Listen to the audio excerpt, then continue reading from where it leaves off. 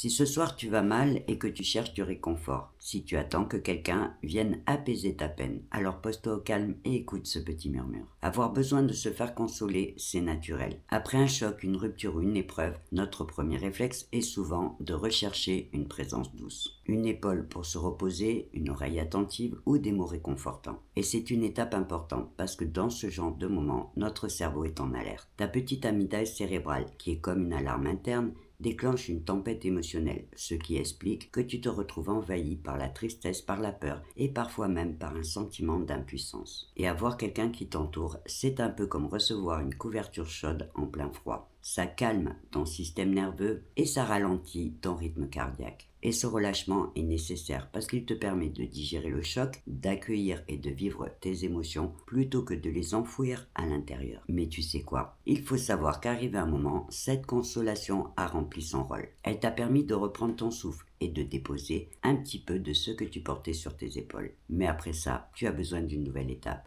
Parce que la douceur permet de guérir, mais elle ne te permet pas de te remettre en marche. Et si tu restes trop longtemps dans cet espace réconfortant, c'est exactement comme si tu t'arrêtais au bord de ton chemin. Tu te sentiras apaisé, mais tu n'avanceras plus. C'est pour ça qu'après l'étape de consolation, tu as besoin de rencontrer autre chose, une secousse. Pas violente et pas dure, mais tu vas avoir besoin de ce petit coup de pied au cul symbolique qui va réveiller ton énergie. Une parole qui t'encourage à te relever. Un geste qui te pousse à bouger. Un peu comme si on te disait, tu as eu le droit de souffrir, mais maintenant viens, on avance. Parce que la vie, après une épreuve, ne revient pas toute seule. Elle demande un petit mouvement, même minuscule, pour se remettre en marche. Et ton cerveau le sait, et grâce à sa neuroplasticité, il peut t'aider, t'accompagner en créant de nouvelles connexions à chaque nouveau pas. Si tu décides d'écrire, de lire un livre, d'écouter de la musique ou d'aller marcher ne serait-ce que 10 minutes, tu vas envoyer un signal fort à ton cerveau qui va lui faire comprendre que tu reprends le contrôle. Et ce signal change tout, parce que ton cerveau va alors réactiver des zones qui vont relancer la motivation